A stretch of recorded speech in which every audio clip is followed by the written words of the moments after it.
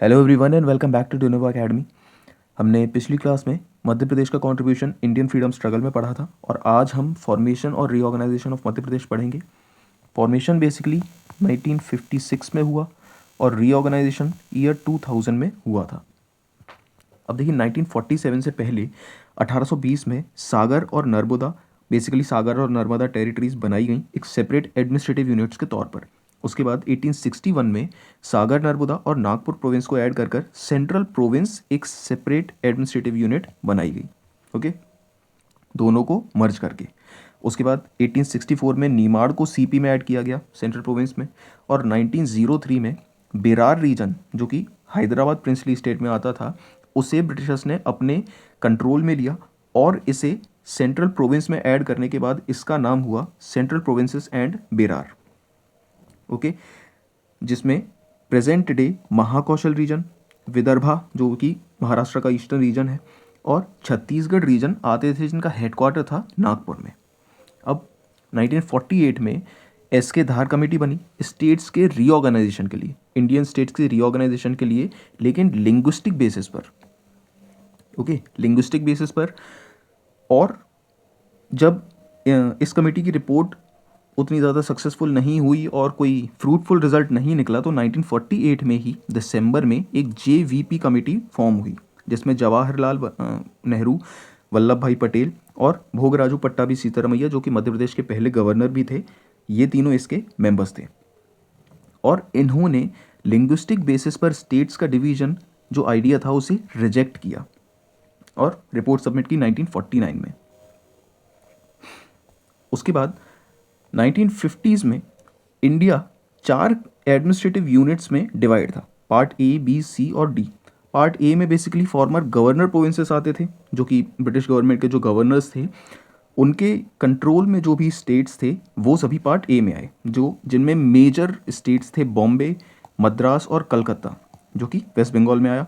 उसके बाद यूपी, पंजाब, उड़ीसा और central provinces and Berar part A का हिस्सा बना। पार्ट बी में फॉर्मर प्रिंसली स्टेट्स जहाँ पर राजाओं का राज था वो पार्ट बी में आए, जिसमें मध्य भारत शामिल था और मध्य भारत में भी ग्वालियर और इंदौर स्टेट्स जो थे वो मेजर स्टेट थे मध्य भारत में। ओके, पार्ट सी में वो स्टेट्स आए जो चीफ कमिश्नर के कंट्रोल में थे या फिर प्रिंसली स्टेट्स थे जिन पर चीफ कमिश्नर का कंट्रोल आगे चलकर स्थापित हुआ, जैसे कि भोपाल और विंध्य प्रदेश। विंध्य प्रदेश ओरिजिनली पार्ट बी में था बट बाद में इंटरनल कॉन्फ्लिक्ट्स के चलते उसे पार्ट सी में एक चीफ कमिश्नर प्रोविंस बनाया गया। तो बेसिकली और पार्ट डी में Andaman Nicobar basically union territories part D में आई थी जो हमारे उतने यूजफुल नहीं है इस एग्जाम के लिए। अब मध्य प्रदेश बेसिकली 3 पार्ट्स में डिवाइड था, पार्ट ए, बी और सी। पार्ट ए में हमारा सेंट्रल प्रोविंस और बेरार आया, पार्ट बी में मध्य भारत और कुछ समय के लिए विंध्य प्रदेश, पार्ट सी में विंध्य प्रदेश जिसमें बुंदेलखंड और बघेलखंड था और भोपाल स्टेट शामिल थे। अब ये आप मैप पर भी देख सकते हैं, ये मध्य भारत वाला रीजन जो ग्रीन है, बीच में ब्लू जो है ये भोपाल, और जो रेड है ये है विंध्य प्रदेश। ओके, और ये जो ऑरेंज रीजन है ये है सेंट्रल प्रोविंस और बेरार वाला रीजन। अब सबसे पहले सेंट्रल प्रोविंस बेरार जिसकी कैपिटल थी नागपुर, 1948 में ये बना था और इसके पहले चीफ मिनिस्टर बने पंडित रविशंकर शुक्ला और गवर्नर थे राघवेंद्र यादव। अब इसमें जो प्रिंसली स्टेट्स मर्ज हुए थे उनमें सबसे बड़ा स्टेट था बस्तर और सबसे छोटा था सत्ती। ओके, उसके बाद पार्ट बी मध्य भारत जिसके कैपिटल इंदौर और ग्वालियर दोनों ही थे, समर और विंटर कैपिटल के तौर पर। अब मध्य भारत को 1854 में क्रिएट किया गया था सेंट्रल इंडिया एजेंसी के तौर पर और इसमें बहुत सारे प्रिंसली स्टेट्स आते थे जैसे कि ग्वालियर, इंदौर, भोपाल, बुंदेलखंड, बघेलखंड, मालवा और भोपावार एजेंसी। बट बाद में जब डिवीज़न हुआ तो इसमें से भोपाल और बघेलखंड एजेंसीज और ये बड़ी जो स्टेट्स थे इन्हें इसमें से सेपरेट किया गया और सिर्फ मध्य भारत जिसमें मेजरली ग्वालियर और इंदौर थे और छोटे छोटे स्टेट्स भी थे वो इसमें शामिल हुए जैसे कि मालवा के कुछ स्टेट्स। और मध्य भारत इनॉग्रेट हुआ था जवाहरलाल नेहरू के द्वारा। इसमें मेनली जो मराठास डायनेस्टी थी जो मध्य प्रदेश में इस्टेब्लिश हुई थी वो इसमें शामिल थी।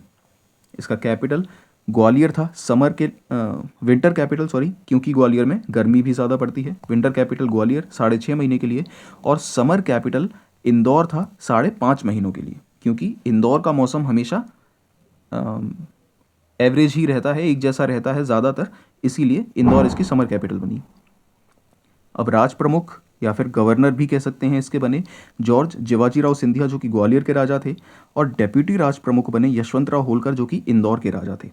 पहले प्राइम मिनिस्टर या चीफ मिनिस्टर इसके थे लीलाधर जोशी, दूसरे प्राइम मिनिस्टर गोपाल कृष्ण विजयवर्गीय, और deputy prime minister VS Khode, और लास्ट चीफ मिनिस्टर इसके तख्तामल जैन बने थे।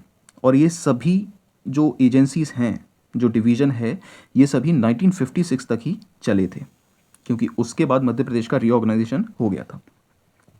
अब पार्ट सी में आया विंध्य प्रदेश, जिसकी कैपिटल थी रीवा, और 12 मार्च 1948 को ये बना था, जो इंस्टेट हुआ 4 अप्रैल को। इसमें कुल 35 से 36 प्रिंसली स्टेट्स आते थे। अब बुंदेलखंड स्टेट में पन्ना, छतरपुर, टीकमगढ़, दतिया और कामता प्रसाद सक्सेना इसके पहले चीफ मिनिस्टर बने। अब क्योंकि इनका इंटरनल कन्फ्लिक्ट्स हो रहे थे 1948 से और 50 तक, ये एक पार्ट बी स्टेट था, लेकिन इंटरनल डिस्प्यूट्स के चलते रीवा और बुंदेलखंड, बेसिकली बघेलखंड और बुंदेलखंड में सेंट्रल गवर्नमेंट ने दोनों के ही जो मिनिस्टर्स थे उन्हें सस्पेंड किया और एक सिंगल कंट्रोल में विंध्य प्रदेश क्रिएट किया। 1949 में एक मर्जर एग्रीमेंट साइन किया गया, जिसके तहत विंध्य प्रदेश को सी कैटेगरी स्टेट, पार्ट सी का स्टेट बनाया गया, और उसमें एक चीफ कमिश्नर को अपॉइंट किया गया।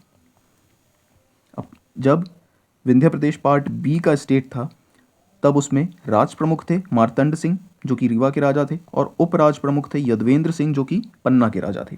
और पहले चीफ मिनिस्टर बघेलखंड के बने अवधेश प्रताप सिंह, और बुंदेलखंड के बने कामता प्रसाद सक्सेना।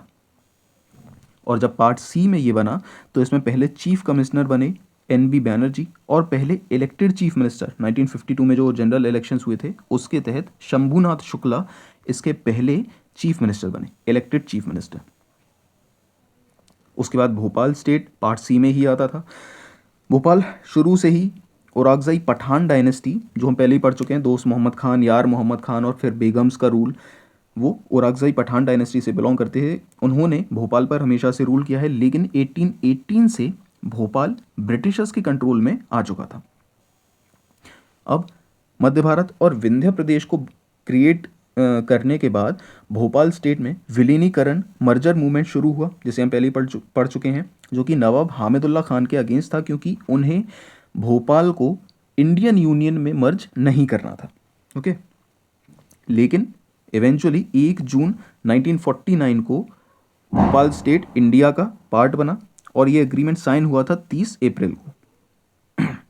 और भोपाल एक सी कैटेगरी का स्टेट यानी चीफ कमिश्नर स्टेट बना था, जिसके पहले चीफ कमिश्नर थे एन.बी. बैनर्जी, और इकलौते चीफ मिनिस्टर इसके थे डॉक्टर शंकर दयाल शर्मा, और उस समय इंडिया के यंगेस्ट चीफ मिनिस्टर भी यही थे, और आखिरी चीफ कमिश्नर इसके थे भगवान सहाय।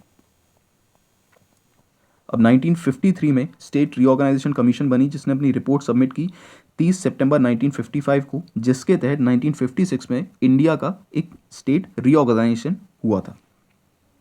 अब ये जो एसआरसी थी, इसके चेयरमैन थे जस्टिस फजल अली, और मेंबर्स थे एच.एन. कुंजरू और डॉक्टर के.एम. पानिकर।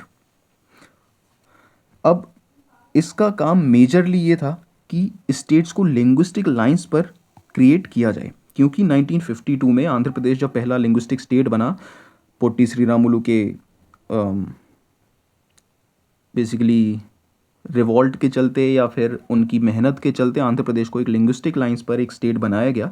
और उसके बाद मेजॉरिटी ऑफ स्टेट्स की यही डिमांड थी कि लिंग्विस्टिक लाइंस पर ही स्टेट्स का क्रिएशन हो, और उसका नतीजा हम आजकल भी देख सकते हैं, लिंग्विस्टिक लैंग्वेज बेसिस पर कितना ज़्यादा डिस्क्रिमिनेशन होता है स्टेट्स में।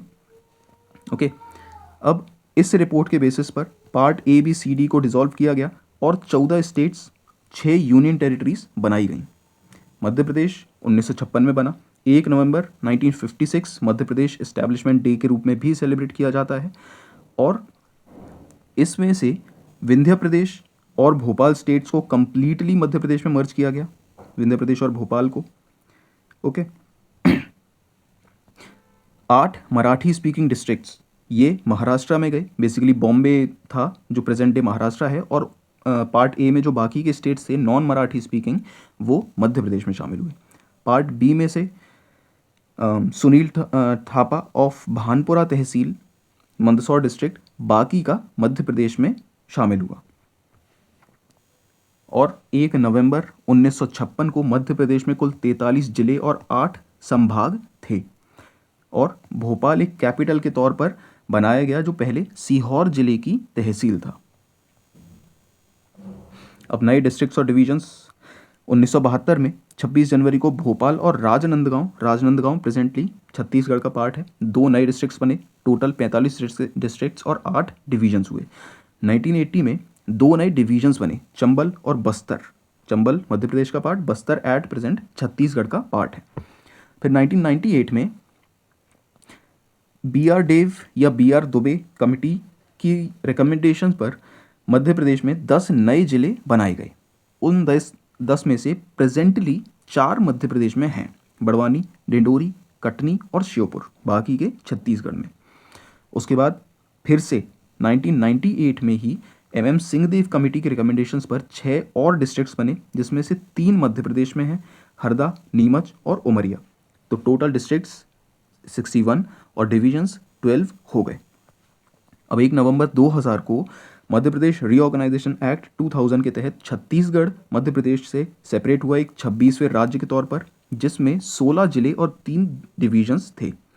तो जिसमें और उस समय 2000 में चीफ मिनिस्टर मध्य प्रदेश के थे श्री दिग्विजय सिंह, गवर्नर डॉक्टर भाई महावीर, और मध्य प्रदेश में 45 जिले और 9 डिवीजन्स रह गए। अब देखिए अनडिवाइडेड मध्य प्रदेश जो था वो 7 राज्यों से अपनी बॉर्डर शेयर करता था, जिसमें प्रेजेंट उत्तर प्रदेश, राजस्थान, महाराष्ट्र और गुजरात शामिल है। उसके अलावा बिहार, आंध्र प्रदेश और उड़ीसा भी शामिल थे। ओके, और एट प्रेजेंट क्योंकि छत्तीसगढ़ अलग हो चुका है तो छत्तीसगढ़ अब मध्य प्रदेश के साथ बॉर्डर शेयर करता है। उसके बाद फरवरी 2010 में भाभरा जो कि अलीराजपुर में है उसका नाम बदलकर चंद्रशेखर आज़ाद नगर रखा गया, क्योंकि चंद्रशेखर आज़ाद का जन्म यहाँ पर हुआ था। एट प्रेजेंट रीवा डिवीजन में 6 जिले हैं, जिसमें मऊगंज और मैयर नए एडिशन है। जबलपुर डिवीजन में 9 जिले हैं, जिसमें पांडुरना नया एडिशन है। अब chronology of new districts and divisions. 15 अगस्त 2003 में बोस कमेटी की रिकमेंडेशन पर अशोकनगर गुना से अलग होकर, बुरहानपुर खंडवा से अलग होकर और अनूपपुर शहडोल से अलग होकर 3 नए जिले बने। टोटल जिले 48 और 9 डिवीजन्स हुए। 17 मई 2008 को अलीराजपुर झाबुआ से अलग होकर और सिंगरौली 24 मई को सीधी से अलग होकर 2 नए जिले बने और शहडोल नया डिवीजन बना। तो टोटल 50 जिले और 10 डिवीजन्स हुए। अब यहाँ पर एक पॉइंट ऑफ कन्फ्लिक्ट है, क्योंकि होशंगाबाद डिवीजन की वेबसाइट पर मेंशन है कि 2008 में होशंगाबाद भोपाल से अलग होकर नया डिवीजन बना। लेकिन अगर ये सही होगा तो 2008 में मध्य प्रदेश में 11 डिवीजन्स होंगे, लेकिन एट प्रेजेंट ही 10 हैं, तो 11 डिवीजन्स पॉसिबल नहीं है होना, और शहडोल डिवीजन भी 2008 में ही बना है। तो ये एक पॉइंट ऑफ कन्फ्लिक्ट है। अगर एग्जाम में आता है तो होशंगाबाद डिवीजन, क्योंकि हमारे पास एक प्रूफ है होशंगाबाद डिवीजन की वेबसाइट पर, तो इनॉग्रेटेड इन 2008 आप करेक्ट करेंगे अगर आता है तो। उसके बाद 16 अगस्त 2013 को आगर मालवा शाहजहाँपुर से अलग होकर नया जिला बना। 51 जिले और 10 डिवीजन्स हुए। 1 अक्टूबर 2018 को निवाड़ी नया जिला बना टीकमगढ़ से अलग होकर, जिसमें निवाड़ी, पृथ्वीपुर और ओरछा तहसील थे, और टोटल 52 जिले और 10 संभाग मध्य प्रदेश में रहे। अब 2022 में 7 फरवरी को नर्मदा जयंती के दिन होशंगाबाद डिस्ट्रिक्ट का नाम बदलकर नर्मदापुरम कर दिया गया था, और डिवीज़न का नाम 2008 में ही नर्मदापुरम किया गया था। ओके। अब 2023 में 3 नए जिले बने हैं। 13 अगस्त 2023 को मऊगंज रीवा से अलग होकर, पांडुरना छिंदवाड़ा से अलग होकर और मैयर, सतना से अलग होकर नए जिले बने थे। तो एट प्रेजेंट मध्य प्रदेश में 55 जिले और 10 डिविजन्स हैं। ओके, सो ये था मध्य प्रदेश का ऑर्गेनाइजेशन और रीऑर्गेनाइजेशन 2000 में। और इसके साथ आपका हिस्ट्री वाला सेक्शन और कुछ पॉलिटी वाला सेक्शन भी, ये पीडीएफ, ये क्लास एक्चुअली पॉलिटी में शामिल होती है, लेकिन क्योंकि इसमें हिस्ट्री वाला भी पार्ट था इसीलिए मैंने इसे हिस्ट्री वाले सेक्शन के साथ रखा था। कंप्लीट होते हैं, तो thank you and goodbye, मिलते हैं अगली क्लास में।